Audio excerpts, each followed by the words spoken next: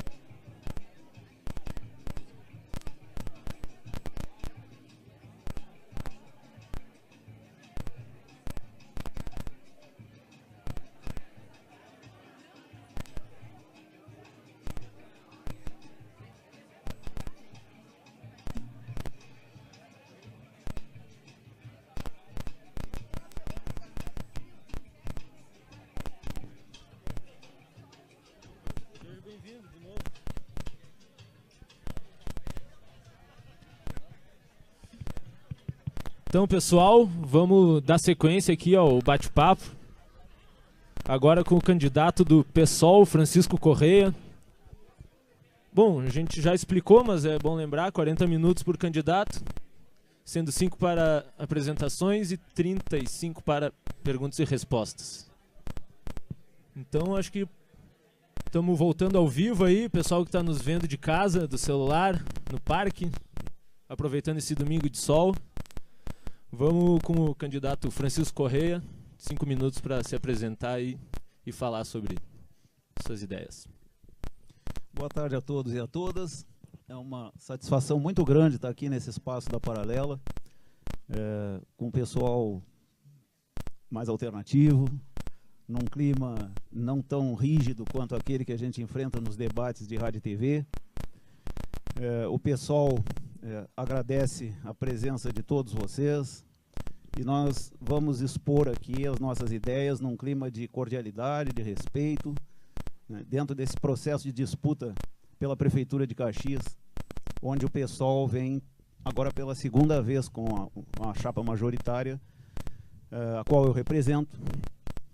Meu nome é Francisco Carlos Correia, eu sou educador social aposentado da Fundação de Assistência do município. Estou com 60 anos, tenho 2 filhos, um sociólogo e um preparador físico que trabalha aqui em Caxias, na Juventude. Estou na condição de candidato, provavelmente por ter sido um dos fundadores desse partido aqui na cidade. Nós trabalhamos desde a coleta das assinaturas para a legalização, até a legalização do partido, enfim, foi um trabalho grande, foi um trabalho intenso. E um grupo de militantes abraçou isso logo que a Luciana Genro, o Babá e a Heloísa Helena foram expulsos do PT por não concordarem com a mudança de rumo e com a propina que já começava a ser, naquele tempo, seduzindo, né, os parlamentares para votarem a reforma da Previdência.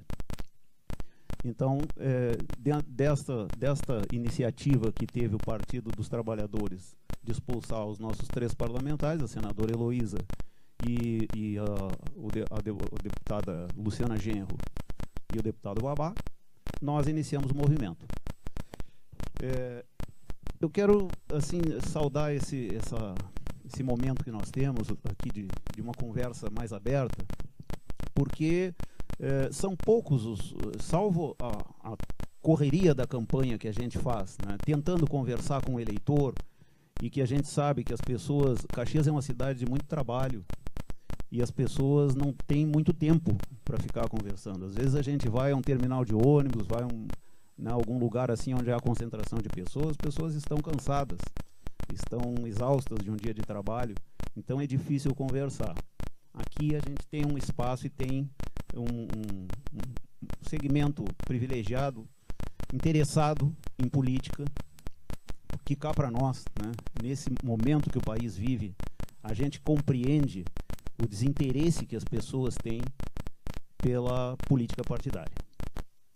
Há motivos para isso, sim, e nós que estamos fazendo política partidária temos que entender, compreender a situação dos cidadãos e dialogar, porque o diálogo é a ferramenta da política, né? Não se consegue construir acordo sem diálogo, não se consegue encaminhar qualquer proposta sem diálogo. Nós estamos dispostos e propostos, enquanto PSOL, ao diálogo. E a nossa plataforma aqui para Caxias, ela é uma plataforma bastante simples, mas que tem esta marca, né? Nós temos foco em garantia do direito à cidade para a população, sobretudo para aquela parcela da população que trabalha, que estuda, que constrói a riqueza da cidade, mas que tem pouco acesso a esse acúmulo, né? Porque tem uma minoria, que todos nós sabemos, que é privilegiada nesse contexto. E nós não vamos fazer, nós somos muito honestos nisso, nós não vamos fazer política de acordo com essa minoria. Eles vão ter que assumir a sua responsabilidade, eles já receberam muitas benesses por muito tempo, eles têm o governo Temer, que nós vamos derrubar com certeza, mas eles ainda têm o governo Temer para protegê-los. Então, não é para esse segmento que nós vamos ter prioridade na política em Caxias do Sul. A nossa prioridade, dentro do quadro de propostas, é a educação. Por que educação? Porque nós entendemos que qualquer alteração de paradigma de convivência social sempre se inicia pela educação. A educação formal e aquela educação que a gente traz de casa, né, a partir dos pais. Nós temos confiança nisso, nós sabemos que esse não é um trabalho que inicia em 1º de janeiro e se conclui em 4 anos. Isso é quando se propõe mudanças de cultura, normalmente isso tem um bom tempo, mas é preciso fazer. Questões que a gente enfrenta aqui, como racismo, absurdas, questões que a gente enfrenta como truculência de abordagem nas ruas, questões relativas a preconceitos em relação às mulheres, questão de preconceito em relação à população LGBT, todas essas questões têm sempre um lastro cultural. E se a gente não abordar isso a partir da educação, não muda. Tem gente que acha que está bom. Nós entendemos que não está bom. E nós não entendemos isso por arrogância ou porque sejamos os donos da verdade. Nós entendemos porque a gente acompanha os movimentos sociais, a gente acompanha a situação das ruas e a gente vê situações que acontecem aqui em Caxias do Sul, a segunda maior cidade do estado, são às vezes inaceitáveis, né? Eu, por exemplo, já presenciei, já vi vídeo e já presenciei situações de abordagem a pessoas que estavam vendendo algum objeto na rua e que foram violentas, né? Foram do tipo, chega na parede, algema e leva. Bom, essa pessoa estava trabalhando na informalidade. Pode ser que a condição não fosse a ideal, mas ela não estava proposta à bandidagem. Ela estava trabalhando, estava tentando sobreviver. Então é preciso que essas coisas sejam vistas de um outro jeito. Certo. Vamos passar para as perguntas ali? Então, a gente está fazendo as mesmas perguntas para todos os candidatos para poder comparar as respostas e cada um tirar suas conclusões, né? A primeira pergunta é: o que o candidato pensa sobre a ocupação de espaços públicos para cultura e lazer gratuitamente para o público? E o que pensa sobre a relação entre essa ocupação e a segurança? Gente, cultura e lazer são elementos fundamentais na vida das pessoas. Nós, em Caxias, temos a tal tradição do trabalho como uma prioridade. As pessoas trabalham aqui, trabalham às vezes até demais, pelo menos para a minha maneira de ver. Eu acho que a gente tem que trabalhar assim, a gente tem que produzir, mas a gente tem que ter um tempo para o lazer, porque isso é salutar, e a gente tem que privilegiar a cultura como um elemento de formação e um elemento de informação e de convívio da sociedade. Nós não podemos admitir que não há mais nada o que fazer em termos culturais em Caxias do Sul. Caxias do Sul precisa, sim, continuar evoluindo. Houve um período em que Caxias... Eu, quando cheguei em Caxias, em 98, tinha uma realidade assim que, às vezes, no final de semana, a gente não tinha absolutamente nada para fazer. A gente não sabia o que fazer, às vezes ia para um café Não eram muitos, mas a gente ia para algum café, enfim. Depois veio o shopping. Então o shopping foi o up. Muita gente ia por curiosidade e tal, mas a gente sabe que aquilo é um apelo de consumo, né? Depois começaram a surgir algumas oportunidades de lazer importantes em Caxias. Alguns pontos que reuniram a população aos poucos e estão crescendo. Me parece, eu gosto de cinema, eu gosto de teatro, eu acompanho a evolução disso, e me parece que nesses últimos tempos a coisa está um pouco complicada, assim, não me parece ter havido uma evolução. A ocupação dos espaços de rua, isso é fundamental. A gente vê no mundo inteiro, né, as pessoas ocupando as ruas, e no primeiro mundo principalmente, as pessoas ocupam as ruas sem nenhum constrangimento para fazer manifestações artístico-culturais. Eu não vejo como uma cidade crescer, se desenvolver, receber a diversidade que Caxias vem recebendo ultimamente, com pessoas que vêm de várias partes do Brasil e do mundo, se não houver abertura para isso. Eu acho um contrassenso enorme, assim, se discriminar um indivíduo que chega de um outro país e que fala 3 idiomas e que um deles a gente não entende bem e aí fica invocado com isso, né? Eu acho isso uma coisa assim totalmente anti-desenvolvimento. Na nossa perspectiva de desenvolvimento, isso tem que estar garantido. A diversidade cultural, o apoio, o fomento à cultura e o respeito também às decisões que a comunidade toma, porque nós temos aqui algumas decisões já vindo há algum tempo sendo trabalhadas dentro das nossas instâncias deliberativas, e a principal delas é a Conferência Municipal, né, de Cultura, onde sai um relato ali daquilo que foi decidido, e a gente precisa respeitar isso também. Essa evolução ela tem que ser feita par e passo com o desejo da comunidade. Então, aproveitando, seguindo ali na ocupação dos espaços públicos, tem uma pergunta aqui da Manuele Montana, que fala sobre a mobilidade urbana e o acesso aos espaços públicos. Em relação à Lei 12.760, tivemos muitos avanços decorrentes das fiscalizações em relação a acidentes e mortes no trânsito, devido ao uso de álcool. Porém, é sabido que a cena cultural e de lazer do município de Caxias do Sul está concentrada na região central e grande parte da população caxiense não tem condições financeiras de locomover-se adequadamente dos bairros para o centro, principalmente no período da noite e nos finais de semana. Gostaria de saber o que o senhor pensa a respeito dessa questão e qual o seu planejamento em relação à mobilidade urbana que se refere ao acesso à cultura e ao lazer. Eu acho que a cultura tem que estar nos diversos lugares da cidade, né? Qualquer tipo de centralização em qualquer política torna essa política pouco acessível, sobretudo a quem tem menos. Então, em se tratando de produção cultural, a gente tem que fomentar no geral e tem que descentralizar. Tem que haver oportunidades para que as pessoas tenham o mais próximo possível do território onde elas habitam algum tipo de manifestação cultural que possa ser prestigiado, que possa ser apreciado, que possa ser incrementado até. E ali, isso eu acho que tem que ser feito ouvindo a opinião das pessoas do território, porque as pessoas se organizam nos territórios com diferentes costumes, com diferentes sistemas e com coisas assim que tem a ver com o lugar onde mora. Então a gente precisa fazer isso. Isso eu acho que é uma questão.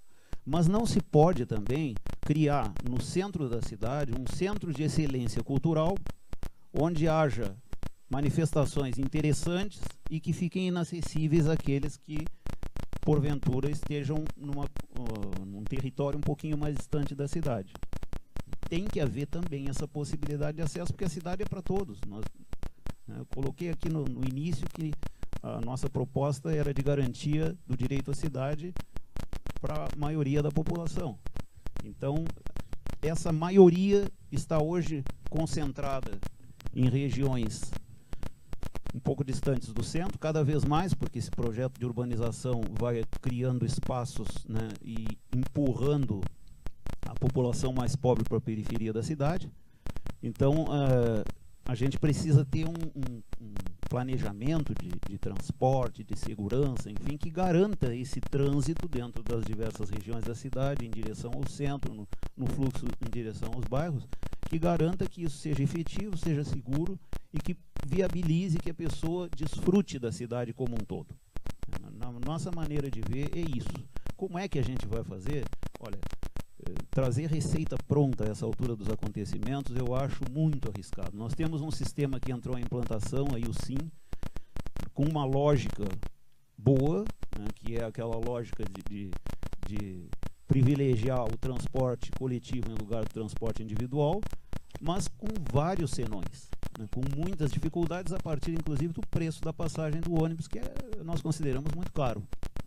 Então, essas coisas precisam ser vistas no sentido de dar maior acessibilidade à população, no sentido de que as pessoas desfrutem da cidade como um todo. Certo. Nesse dia 22 de setembro ocorreu o Dia Mundial Sem Carro. Como o senhor se comporta no trânsito? Acha importante que as pessoas andem menos de carro? Como enxergar a mobilidade urbana da perspectiva do pedestre e do ciclista? Bom, nós temos uma cultura, né, no Brasil, de estímulo do transporte individual. Isso recém agora que está tentando inverter a lógica, mas a cultura é essa.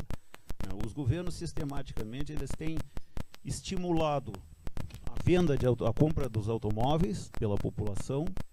Nós tivemos um período em que o IPI baixou e a população buscou a aquisição dos automóveis. Nós temos um modelo que privilegia o transporte através de caminhões pela estrada. Nós temos um transporte coletivo, onde na maioria dos lugares é uma verdadeira máfia, né, que explora o transporte e que participa de um monte de negociatas com a administração. Nós temos em Caxias do Sul uma situação que precisa ser revertida no nosso entendimento, que é essa exclusividade, né, da BISAT com um transporte cuja planilha de custos, por exemplo, inclui pagamento dos diretores da empresa, né, inclui, eu não vou falar aqui porque o Nespolo não está, então por uma questão de ética, se a gente pudesse debater frente a frente até abordaria isso, mas enfim, a gente tem um transporte que precisa ser visto de uma outra maneira. Eu acho que essa exclusividade já deu, né? Temos a licitação que deve sair no ano que vem e é preciso que se faça e que se cumpra essa licitação, porque isso, desde as jornadas de junho que o povo vem lutando nas ruas aí, pedindo que o transporte coletivo tenha uma abertura, né, para os estudantes, por exemplo, com a garantia do passe livre, que é uma das nossas propostas. A VISAT tem suas restrições em relação a isso. A VISAT já acenou que quer reduzir a passagem para o idoso a um número de pessoas que comprovadamente não tenham condições de pagar. Então já está arrepiando a lei, porque a lei não diz isso, mas se insistir é capaz de levar. Então a gente tem essa visão, sabe? Eu acho que o transporte de automóvel ele ainda é muito grande, é muito intenso. O relevo da cidade estimula isso, ao invés do uso da bicicleta, por exemplo. Não é nenhum problema o uso da bicicleta para mim. Eu uso, com os meus 60 anos, eu pedalo na minha bike aí tranquilo, mas a maioria das pessoas não usa. Por quê? Porque existe um dado real que é a insegurança. É muito arriscado a gente sair de bicicleta em Caxias. Ontem mesmo eu estava indo a Porto Alegre, logo na saída da cidade aqui, o SAMU estava atendendo um cidadão ali um pouco antes do Iguatemi, acho que com uma fratura no braço. O cara ia pedalando e deve ter sido atropelado. Então, essas coisas a gente está assumindo, inclusive o compromisso, não é aquele compromisso dos 20 quilômetros, né, que o Alceu disse que ia fazer de ciclovias e que não conseguiu fazer nenhum. Nós não estamos delimitando quantos quilômetros, nós estamos assumindo um compromisso com os ciclistas e os cicloativistas de Caxias de discutir um projeto de ciclovias integrado com a rede de transporte coletivo, enfim, mas discutir isso e trabalhar essas questões sobretudo nos bairros, para que a meninada possa ir de bicicleta para a escola, que a escola tenha como acolher as bicicletas sem risco de roubo, sem, né, que as coisas vão se preparando para a gente ter em Caxias a bicicleta como um veículo efetivo e que é muito saudável, que não polui e que é barato, mas que tem que ter segurança. A gente não dá para continuar andando desse jeito, onde a gente vive levando fino e fechada de tudo que é jeito. Certo.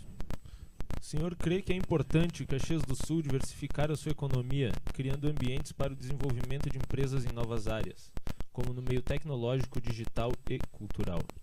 Quais ações a Prefeitura tomará para a fomentação do ambiente de startups e empreendedorismo na cidade? Sem dúvida, gente.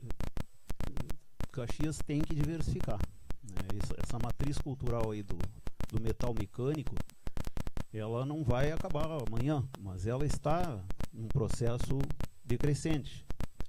E existe nessa área, especificamente essa área da informática, enfim, existe uma possibilidade muito grande da gente poder expandir, da gente poder trabalhar com a juventude. Um dos maiores problemas mundiais que existe hoje, que é a precariedade do trabalho na juventude.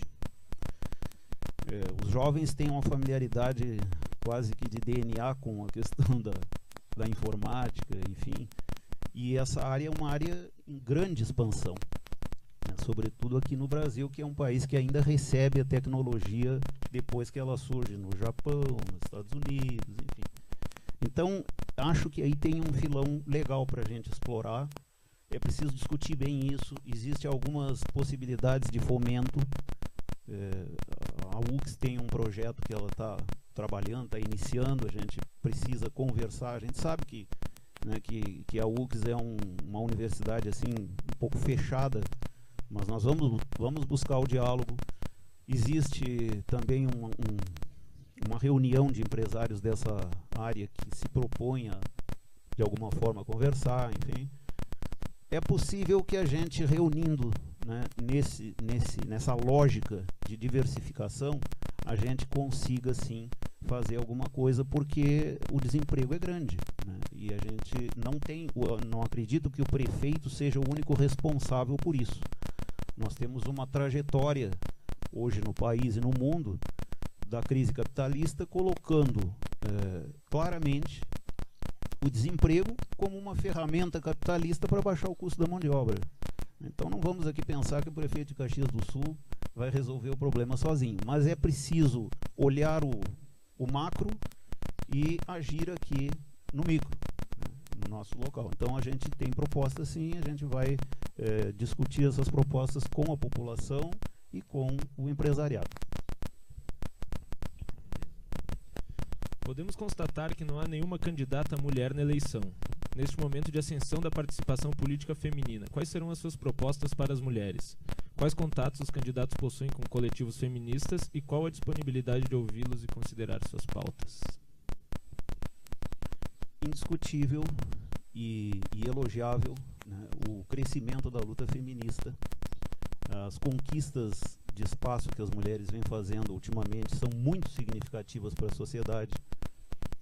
Nós temos algumas militantes e temos uma candidata especialmente, que é a Karina, que é uma militante feminista.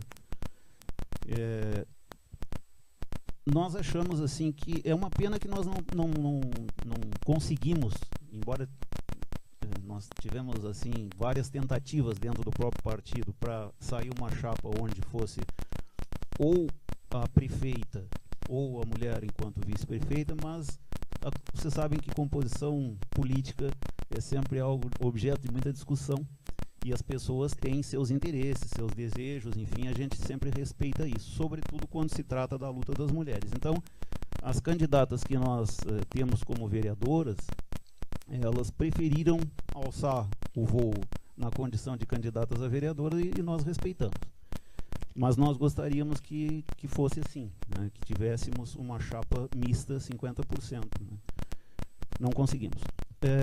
Como eu vejo, né? A opinião do candidato nesse momento, ela tem um papel, tem uma importância ilimitada, porque o conjunto do partido e o conjunto da população é que eu acho que tem influência maior nisso. Dentro do partido, o pessoal trabalha muito essa questão, estimula e respeita a luta das mulheres, tanto quanto a luta da comunidade LGBT, dos negros, das negras, enfim, de todos os segmentos, a gente procura manter um respeito muito grande a isso. E eu, particularmente, eu vejo com muito bons olhos. Eu acho que a sociedade se humaniza, né, à medida que as mulheres lutam, e nós, inclusive, achamos que a luta das mulheres muda o mundo, né? Se não fosse as mulheres terem ficado tão incomodadas com o Cunha, talvez ele não tivesse caído. E eu acho que é preciso não só os homens respeitarem, como estimularem, se colocarem ao lado, né, da luta das mulheres. Certo. Isso aqui acho que é uma pergunta que o senhor vai poder responder por ter trabalhado na FAS. A Fundação de Assistência Social conta com um importante serviço para as crianças e adolescentes em vulnerabilidade social em Caxias do Sul. Trata-se do serviço de convivência e fortalecimento de vínculos. Na última administração, este importante elemento da FAS sofreu perdas catastróficas, que levaram ao fechamento de unidades, mantendo atualmente apenas 2 em funcionamento. Além disso, os espaços que mantêm as atividades não possuem servidores devidamente qualificados para tal profissão, além de estar servindo para a doutrinação religiosa das crianças. O senhor pretende mudar essa realidade? O que pensa a respeito?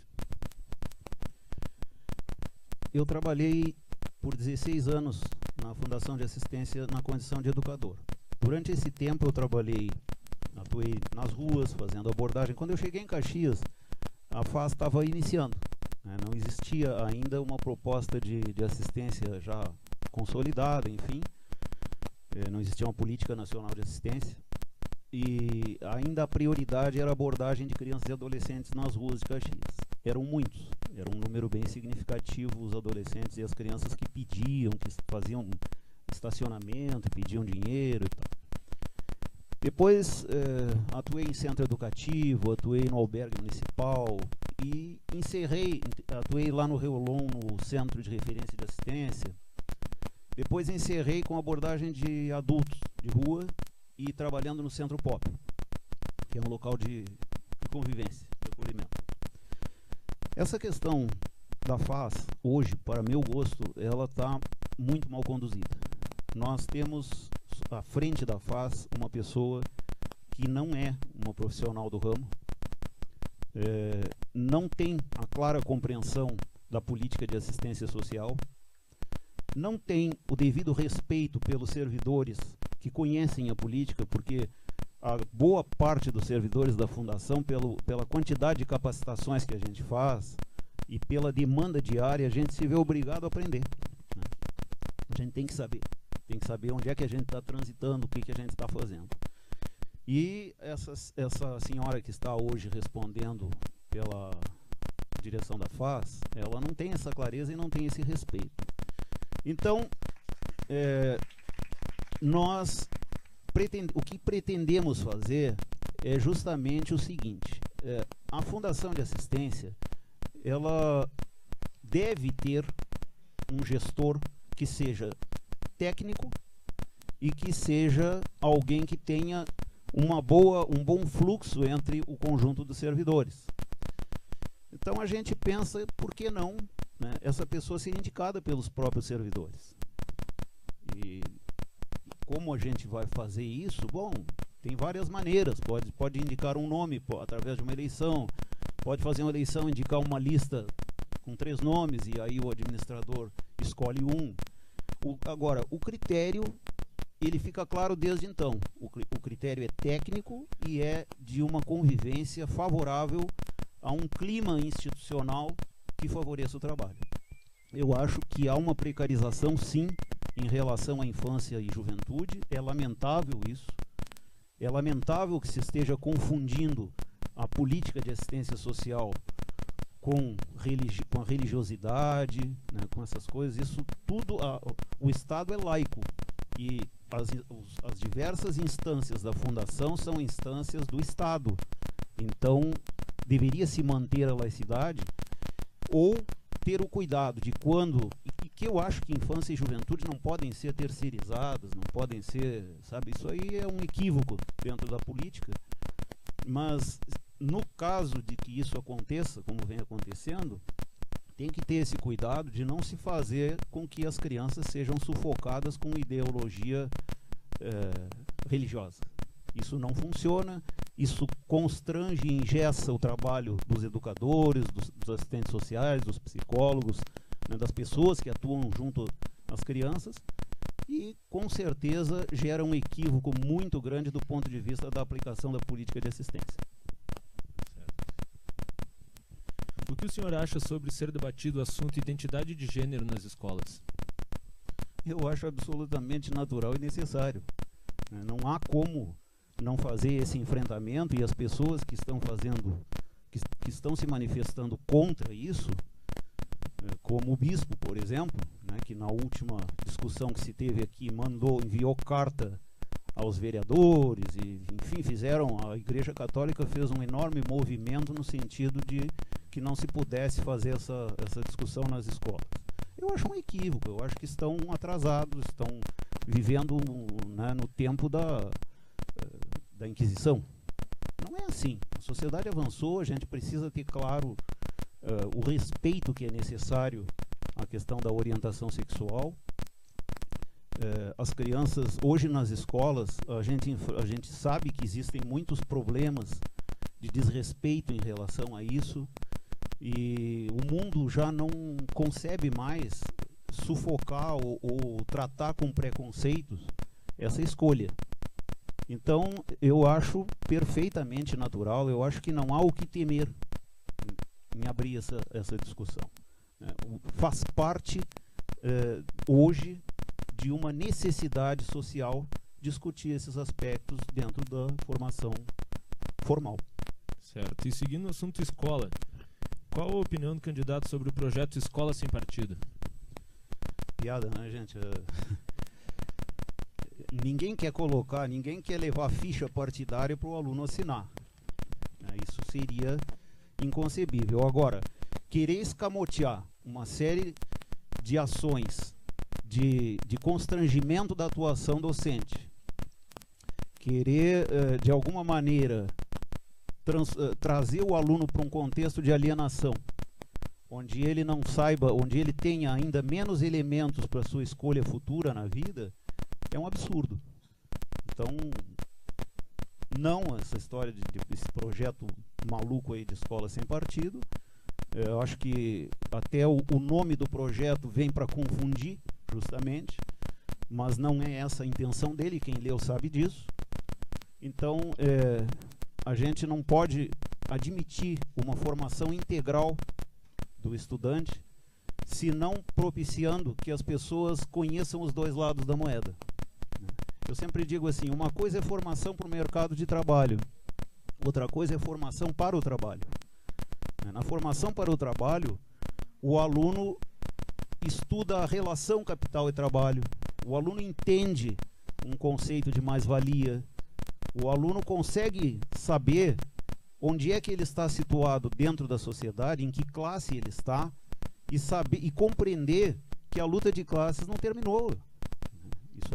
Isso aí tá a mil, né? E o Temer é um dos grandes perigos que a gente tem, justamente para a maioria da população, para a classe trabalhadora, porque eles vêm com tudo para cima, querendo jogar a crise nas costas da gente. Então, o aluno precisa, para poder fazer uma escolha futura, ele precisa ver os dois lados da moeda. Isso faz parte, sim, do ensino formal. O ensino ganha qualidade com isso. E o ensino perde qualidade quando ele transforma o aluno em alguém que vai, como um robô, né, produzir sem ter compreensão do processo. Se deixar explorar sem ter compreensão de que o processo é de exploração. Então, acho que a gente, né, nesse sentido, escola sem partido, fora. Não dá para concordar, não. Quais são as propostas para a inserção dos imigrantes contemporâneos na cidade? Olha, é uma questão cultural, essa uma certa rejeição. Eu acho que hoje eu vejo a cidade hoje um pouco dividida nisso. Eu vejo muita gente dando um grande apoio, já tem algumas iniciativas de apoio aos africanos e aos haitianos que chegaram aqui. E tem também o preconceito e, sobretudo, tem as ações mal postas pela administração, com abordagens truculentas, com algumas declarações aí, né, muito desastradas da própria administração em relação a isso. Mas eu vejo a população caxiense bastante dividida nisso, e eu acho que essa discussão tem que ser feita de maneira aberta. Eu vejo assim a conferência da cidade, por exemplo, como um espaço para a gente discutir essas coisas, né? Eu acho que a gente precisa criar uma nova identidade dentro da cidade, porque Caxias acolhe. Eu não posso me queixar da acolhida que tive em Caxias do Sul há 18 anos atrás. Eu fui muito bem recebido, e esse é um dos motivos que me traz a condição de candidato, porque eu acho que ainda posso contribuir com alguma coisa a mais em relação ao povo caxiense, em função da forma como eu fui recebido aqui. Eu acho que Caxias acolhe bem, mas Caxias acolhe bem dependendo de quem. Quando a situação é uma situação que eu acho que ela tem muito a ver com o movimento que o capital faz hoje no mundo, né? Houve uma época que as multinacionais se deslocavam para os lugares, para o terceiro mundo, porque sabiam que ali tinha mão de obra barata, enfim. Hoje a exploração ganhou áreas de selvageria tão grande que eles pagam para o indivíduo sair do país, né, e ir buscar. E aí ainda tem alguns ousados aí que pagam para pôr na revista que a sua cidade é a melhor do mundo, que ela tem emprego, que todo mundo vive bem, papapá. Bom, então quando isso acontece, né, e esse material tem grande circulação pelo mundo, as pessoas vêm. Bom, o mínimo que se espera quando o gestor faz isso é que ele assuma a responsabilidade pelo que fez, acolha as pessoas e busque alternativas, sim, porque as pessoas que estão vindo, na sua grande maioria, vêm para trabalhar, né? Elas não constituem um contingente perigoso ou de risco à população, em absoluto. Elas vêm para trabalhar, muitas delas vêm com excelente qualificação, dominam 2, 3 idiomas, têm profissão, só que a cidade não está preparada para receber isso. Então, o compromisso que a gente firma aqui é de montar estratégias para melhorar isso, essa acolhida. Certo. Estamos chegando aí no final do tempo. Temos mais 3 minutos, 4 minutos. Então, pode fazer as considerações finais, já agradecendo a presença. Muito obrigado. Foi um prazer recebê-lo. E a palavra é tua. Da mesma forma, eu repito que me sinto muito à vontade aqui, um ambiente muito legal, muito favorável, muito ecológico, né? E eu quero assim dizer que é uma satisfação muito grande para nós do PSOL podermos estar dentro dessa disputa, ainda que o nosso partido seja um partido que enfrenta muitas dificuldades nessa luta desigual, né? Mas nós, com muita honestidade, com muita coragem, nós estamos nos propondo, enquanto alternativa, dentro desta linha, né, de participação democrática da população, de um foco maior a esse segmento da população que produz a riqueza em Caxias e que dela pouco desfruta. E quero convidá-los no dia 2 votarem no 50. Né? Se nós queremos uma Caxias diferente, uma Caxias mais ousada e mais capaz de dialogar com a população, mais disposta, ao invés de tocar o bonde sem consultar as pessoas, né, de privilegiar as pessoas no contexto da cidade e dialogar, trazer as políticas públicas num contexto de um grande acordo dentro da cidade, não um acordo de classes, viu? Não é esse o nosso propósito. Eu acho que quem tem, quem não tem precisa ter mais, porque o Estado tem que ser responsável, sim, com as pessoas que são menos aquinhoadas. Mas no dia 2 estão convidados todos e todas, dentro de um contexto de reflexão, votar no 50 para prefeito e na nossa lista de vereadores e vereadoras que são batalhadores, são trabalhadores, são gente disposta e que, se no dia 1º nós estivermos tomando posse, estarão nos auxiliando na Câmara, mudando um pouco desse cenário, porque a nossa Câmara tem sido nada mais do que uma extensão do balcão de negócios, né, que a Prefeitura, a partir da administração, tem configurado, e um escritório despachante da burguesia caxiense. Eu agradeço, muito obrigado. Muito obrigado, então, candidato Francisco Correia. Vamos para o intervalinho.